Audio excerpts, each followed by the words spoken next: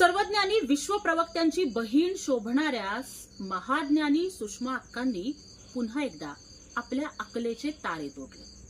एका वाहिनीला मुलाखत देताना त्या म्हणाल्या की ठाणे हे स्वर्गीय केदार दिघेंचे आहे आणि स्वर्गीय केदार दिघेंच्या सांगण्यावरून राजन विचारेंनी काहीतरी राजीनामा दिला होता वगैरे वगैरे.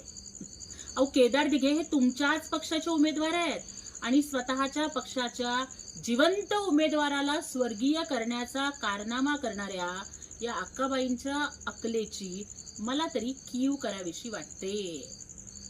जिवंत उमेदवाराला आपण स्वर्गीय केलंय. कदाचित संपूर्ण उबाठा गटाला स्वर्गीय केल्याशिवाय या अक्काबाई थांबतील असं मला वाटत नाही. अहो, ठाणे हे धर्मवीर आनंद दिघे साहेबांचं आहे आणि ज्या व्यक्तीला आनंद दिघे साहेबांचं नाव आठवत नाही त्या व्यक्तीला ठाण्यावर, शिवसेनेवर, बाळासाहेबांवर बोलण्याचा